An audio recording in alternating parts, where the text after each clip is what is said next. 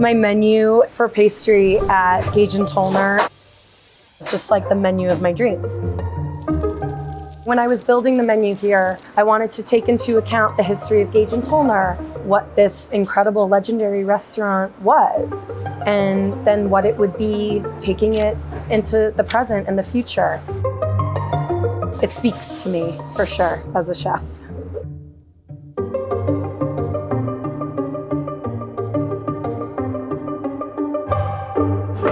Good morning, I'm Caroline Schiff. I'm the pastry chef here at Gage and Tollner.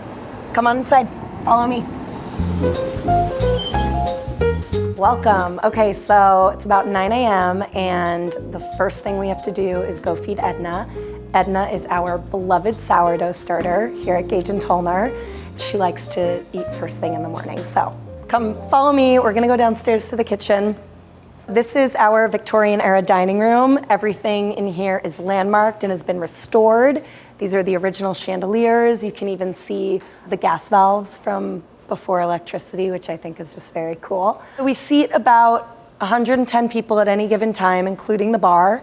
I would say about 80% of people order dessert, which is huge for a restaurant. Makes me very happy as a pastry chef. Come downstairs with me, I'm gonna show you everything. So this is our service kitchen. Prep is all downstairs. Are those raspberries? Yeah, they're from Highland, New York. Oh my God. Very exciting day here. Welcome to the basement production kitchen. Everybody's kind of getting started for the day. I'm just putting on my schmata here before we get going. This is our whole team. It's like our Facebook, but it's in real life. So this is Edna, our sourdough starter. During the pandemic, to keep her alive, everybody from the pastry team took some Edna home. We fed her. She survived and thrived throughout the pandemic. She's a beautiful, bubbly fermentation, a blend of farmer ground rye flour, whole wheat bread flour, high extraction whole wheat, and some all-purpose flour.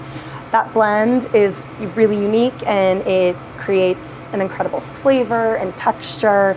So it's something we're really, really proud of here. She likes to eat twice a day. This is 400 grams of starter. The rest is discard, but we also use this. We don't throw it out. No waste. We'll make anywhere from 4 to 6 large loaves a day. This starter is what's known as 100% hydration, just meaning like basically the ratios are always the same. So if I have 400 grams of starter, I'm gonna add 400 grams of flour and I'm gonna add 400 grams of water. It's gonna give me 1,200 grams and that's enough to make 4 loaves. And sourdough starters, they're just like us, you know? She's gonna get grumpy if she's not fed, if she's too hot, too cold. I think there's a lot of intuition in sourdough. That's kind of what makes it really fun and interesting, but also tricky. You kind of have to know how to sort of read the personality of your sourdough starter. We're gonna just let Edna do her thing. These are the sourdough loaves that we mixed yesterday. We do basically an overnight fermentation. It's like 18 hours. These are gonna be for dinner service tonight. In general, you wanna score sourdough because if you don't, the loaf will split really irregularly. So if you score it, you can kind of control where it splits, and we call it the ear. Everybody here has their own signature scoring. Like I can always tell who did the bread in the morning based on the designs. Sourdough, you want a hot oven. So 475 for the first 25 minutes, and then we'll turn it down to 450. It'll get really, really super crusty, delicious, dark brown sourdough goodness. It's about 10 a.m. Things are very much in full swing here. Whole team is here. This is Grayson, Kayla, Catherine, our pastry sous chef. I'm gonna check in with everybody, just go over our prep list, all the things that are happening tonight. We have a party. Grayson is working on the Parker House rolls. Parker House rolls are beautiful, buttery, enriched dough. They are super popular. Almost every table gets them. We will sell anywhere from 45 to like 60 some odd orders a night. with 4 pieces of bread per order. So you do the math, it's a lot of bread. We're gonna churn Alaska's because we're down to 37. That keeps me up at night. If we don't have like 90 orders of baked Alaska's at any given time, like I'm not sleeping.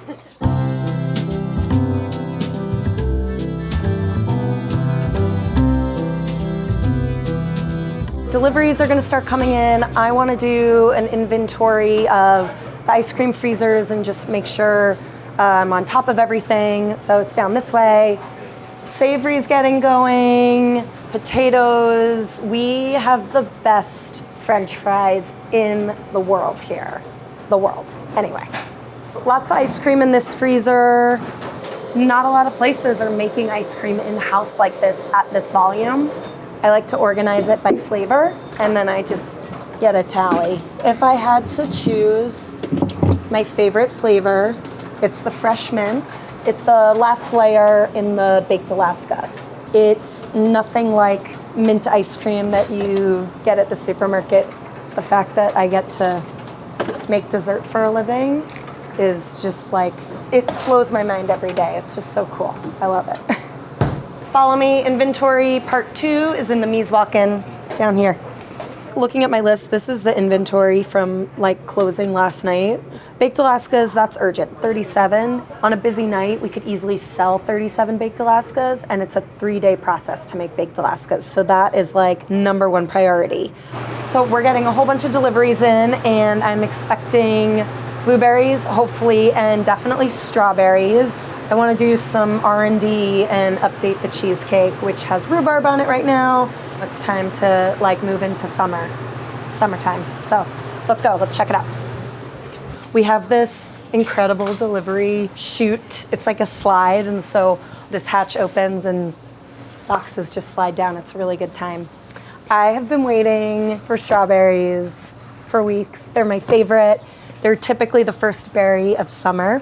So I got 2 flats of strawberries from 2 different farms because I want to compare and contrast, see which one is going to be sweetest and most delicious. We work with amazing purveyors that source from all different local farms. It's a way for us to be able to support all of these small growers and producers. For me as a chef, like this is what gets me so excited, is the seasonality and the quality of this stuff. I mean, it's amazing. This one's really sweet. And I love when they have the little stem. Cute as a button. All right, let's go. It's 1 p.m. I have a few more ingredients to play with here. I adore my cheesecake. It is a Chev cheesecake.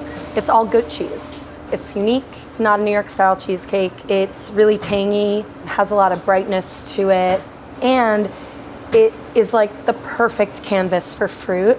I'm just thinking about how to put this beautiful local produce on a pedestal. The pedestal is the cheesecake. I don't even know if this is gonna end up on the menu.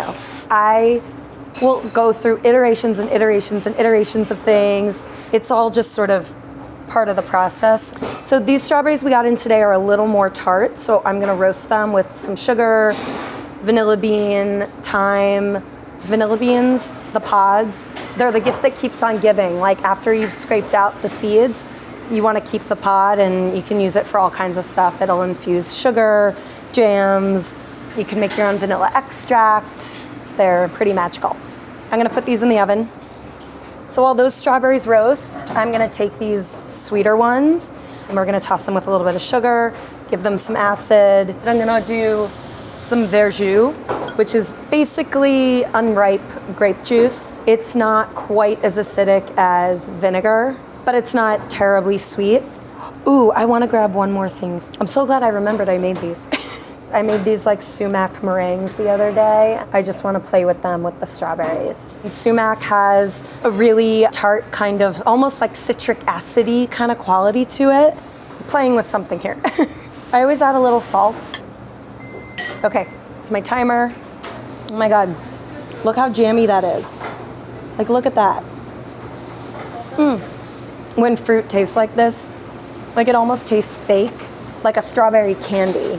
I always like to plate it up because I also want to see like how does the composition look on the plate. I'm gonna finish it with a tiny bit of this lemon oil that I made. I like my whole team to try it. Oh my gosh, summer. I want a little bit more jammy. You know, I love jam. More of that goodness. More of that goodness that you made. Right? And I love the meringue. A little pop of surprise in there. This is making me summer excited. I know. Ice cream is churning downstairs for the Baked Alaska. I'm bringing spoons down for everybody. Let's go. If you have never had ice cream, like right out of the machine, you're not living, I'm telling you. When we assemble the Baked Alaskas, we use this freezer and we have these big molds. So as you can see, they're in the process. This is the first layer. It's setting as the chocolate churns, and then that's gonna be our middle layer. So in our Baked Alaska, the 3 layers of ice cream are vanilla Amarena cherry first, chocolate, which is the middle, that's happening right now, and then the very last layer is the fresh mint ice cream. And then to order during service, we make meringue, cover each one, and we blowtorch each one. Then we do a layer of chocolate cookie crumbles and send them out to the dining rooms. Now we're gonna churn the mint ice cream, the fresh mint ice cream. So I'm gonna add about half of this into the machine. The Baked Alaska is our most high maintenance dessert, I would say, in the sense that it really does take 3 days to make. So you make the ice cream bases one day, those need to chill overnight. The next day you can churn and layer everything like we're doing now, but then this has to sit overnight. So I won't be able to serve the Baked Alaskas that I'm making today until tomorrow. So you've always got to be like 3 days ahead, but it's our best selling dessert. We sell anywhere from 20 to 30 something a night, which is a lot. It's the most expensive dessert on the menu. It's $25, but like depending on, you know, the rest of your meal, it could be up to 4 people. It's a really, really big, celebratory, dramatic dessert. So it's a Victorian era dessert, so you know, it fits the time and place of Gage and Tollner. And it was originally, as the story goes, developed in New Orleans at Antoine's in the 1860s to commemorate the United States purchasing Alaska from the Russian Empire. So we're almost done here. Sometimes I like joke with people who don't know what it's like to be a pastry chef, and I'm like, I'm up to my elbows in ice cream. And then I'm like, no, but guys, like literally I am. Look at me. I'll be here all week. It's 3 o'clock. This is the staircase up to the Sunken Harbor Club and the private dining rooms. It's just so beautiful. This building is so historic, maybe a little haunted, but like in a very good way. I need to restock them a little bit with dessert, ice cream sandwiches, but before we go to the kitchen, I really want to show you the bar because this is the coolest bar in New York. You're in a sunken ship. This is like so amazing. Artist who's friend of the restaurant painted this gorgeous mural for us. So this room is just such like a fantasy space. It just totally transports you. It's tiki drinks. We have our own menu up here, and I get to do 2 desserts, which is really fun. Come back to the kitchen. It's obviously small, but it's mighty. We have this delicious chocolate amaretto ice cream sandwich. The ice cream sandwich up here is double chocolate, so it's the chocolate ice cream, same one we use in the Baked Alaska, and a super thin, like chewy wafer chocolate cookie. And there is a amaretto almond toffee ripple kind of throughout the whole thing. It's crazy delicious. The miso butterscotch pudding, old school Sunday coupe with whipped cream and toasted coconut, and it's really fun and unexpected. They work really independently up here during service, but I always want to check the pars and make sure they have like at least 2 quarts of pudding. They should have about, on any given night, like half a dozen ice cream sandwiches, so they've got a couple to start. I can get them more as they need them. It's pretty low maintenance up here. They do such a great job. It's 4:30. Service starts at 5, so we gotta go downstairs, start setting up. We have a private party tonight, all kinds of things going on. So it's go time. Front of house is here. Hi, everybody. So we've got like 30 minutes to fully set up both the dining room, pastry station. So back to the kitchen. I gotta set up my station. The very first thing I do is I just wipe everything down with Sani. I can't set up and work unless I do this first. In the very beginning, I used to get nervous before service, and now I don't at all. You know, pastry is the first station that gets hit here because we're bread, so people are gonna sit down. First thing they wanna order are Parker House rolls or Pehlivan. So the bread and butter mise en place, that needs to be set up first. It's almost 5 o'clock. You can probably expect some tickets. All right, service.